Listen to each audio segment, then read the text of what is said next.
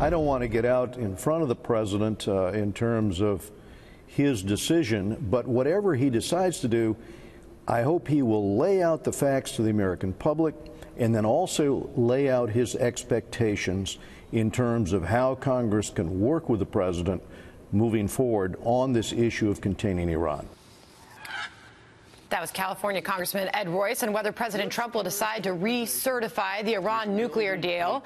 As the House Foreign Affairs Committee hearing on the issue is underway as we speak, let's bring in Marc Thiessen, columnist for the Washington Post, fellow at the American Enterprise Institute, and a Fox News contributor. Marc, good to see you. Thanks for coming on. Good morning, Sandra. How are you? So first off, decertifying the deal doesn't necessarily get us out of the deal. So make that clear first as we proceed with discussions on how the president's going to move forward here. Sure. Well, certification is required under U.S. law. The president has to certify every 90 days that the Iran deal is in our national interest. It's not part of the deal itself. So if he decides to decertify it, it doesn't mean we're out of the nuclear deal.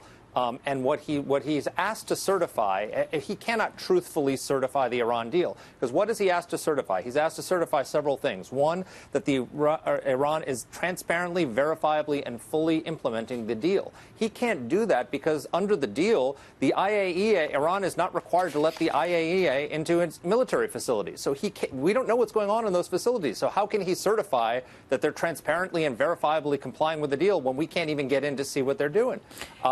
He is required to say that the deal is in the vital national security interests of the United States. He doesn't believe that. He just went to the United Nations a few weeks ago and said that the deal was an embarrassment and one of the worst one-sided deals the United States has ever signed. How can he then go to the American people and certify that this embarrassing deal, one-sided deal, is in the vital national security interests of the United States? So he has no choice but to decertify it if he wants to be truthful. That can be very confusing, though, based on... Sure. Based on the fact that we've heard General Dunford, we've heard his national security advisor, they've said this is in the best interests of national security to stay in this deal. So they've looked at it and said, recertify, stay in the deal. Well, first of all, they work for Donald Trump.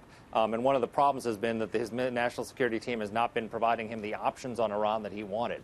And he's apparently very upset about that. But second of all, they're not saying that the Iran deal is a good thing and that they support the Iran deal. What they're pointing out is that the Obama administration intentionally tied the hands of the Trump administration when it did this deal. Because what they did was they front-loaded all the sanctions relief. So immediately before Iran did anything to earn it, they gave them $150 billion in sanctions relief. The Obama administration, if you recall, sent a plane with $400 million in unmarked bills to Tehran. So the horse is out of the barn in terms of all the things that the Iranians wanted. All that's left is their compliance with the weak terms of the deal. That's a bad deal. So the question is, do you stay in the deal now because they've already got the sanctions relief and they've already got this influx of cash, which, by the way, they're using to fund terrorism, to destabilize Syria, to destabilize Iraq, to destabilize Afghanistan, to destabilize Yemen, all money they got from the Obama administration, or do you now let them off the hook with the requirements of the deal? And that's a very tough situation. So, Marc, at this point, if I'm hearing you correctly, you're saying the president has no choice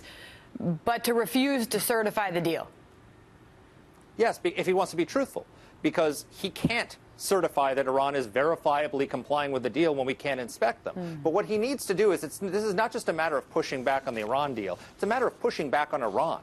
Iran is, since the Obama administration cut this deal, escalated its destabilizing activities across the Middle East. So what he ought to do, decertify the deal without necessarily lifting the sanctions, and impose a bunch of non-nuclear sanctions on Iran, including declaring the Iranian Revolutionary Guard a terrorist organization, and start squeezing them, and then let them, if they don't like it, let them pull out of the Iran deal, and then he won't get the blame for it. But he needs a strategy to counter not just Iran's nuclear ambitions, but Iran's activities across the Middle East. There's some questions about the president and if he's happy with General Kelly or not. He tweeted about that because he's calling it fake news. At it again, this time trying to hurt one of the finest people I know, General John Kelly, by saying he will soon be fired. This story is totally made up by the dishonest media. The chief is doing a fantastic job, he put in capitalization, for me and more importantly for the USA. Marc? Yeah, I think Trump's tweet is right. I think, look, John Kelly is has shaken up that White House, has righted the ship over there. Not entirely, but it's getting there. He's got a process in place where the president's getting the kind of options and choices and structure that he needs to succeed as president. And I mean, Trump said it, he's going to be with me all the remaining 7 years of my presidency. So I hope that's the case. All right, Marc Thiessen, thanks for coming on. Good to see you. Thanks, Sandra.